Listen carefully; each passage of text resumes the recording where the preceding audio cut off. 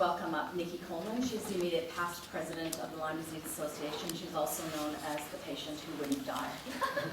Okay. So you've heard the bad news. I have the good news for you. So I have a bit of a hope. I believe I'm the last person to speak, so I have a stretch. It's almost over, and then we can have some drinks and have a chat. So I have a really interesting story. I was bitten in Japan. I was an exchange student in 1987. I was there for a year, and I had the most classic case of Lyme disease. I was patting a deer. I got the tick bite.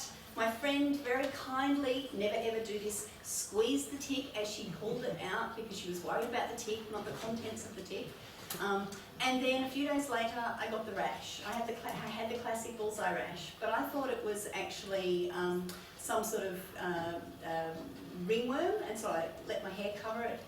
I didn't speak enough Japanese at that point to actually go and get proper medical care, and so that was the worst decision of my life, really. So I was bitten in 1987. I wasn't diagnosed until 2005. Now, in that time, I had every diagnosis possible. So I was diagnosed with fibromyalgia, I was diagnosed with lupus, I was diagnosed with everything. And my final diagnosis before I was diagnosed with Lyme disease was motor neurone disease, which is just go away and die, please. They really didn't know what to do with me, and I was very lucky. I had a very determined GP, and he eventually sent me up to Sydney, and I was diagnosed by an infectious diseases doctor with Lyme disease in 2005, and then I couldn't get treatment. So I knew what was making me sick. I had acquired it overseas, and I couldn't get treatment. Eventually, in 2009, I was almost dying, but lucky enough that my husband was able to be posted to America, and we had a year over there. And I got a treatment by a doctor called Richard Horowitz, who's a world-leading doctor, and I went over in an electric wheelchair. I should say I spent 8 years in my electric wheelchair. I couldn't wash, dress, or feed myself for 8 years. So I had someone come in and wash and dress me every day. My husband had to cut my food up and feed me every day. I went over in my electric wheelchair, I got correct treatment, and I came back not even needing a walking stick. So I was medically retired. I'm actually an ordained Uniting Church minister. I was medically retired by the church because they didn't know what to do with me. And then now they don't know what to do with me because I'm obviously well. So now the thing I'd like to finish on is hope. So with diagnosis and correct treatment, people can get well. So now I'm working full time. I'm finishing a PhD in ethics. And I'm a hot air balloon pilot. So I'm flying at the Canberra Festival at the moment. It's so much fun. So if you'd like a flight, come and see me afterwards. And so there is hope. Lyme disease is an exceedingly complex disease. It's not just one bacteria. There's often a myriad of co-infections. And so that's why I needed somebody to treat me.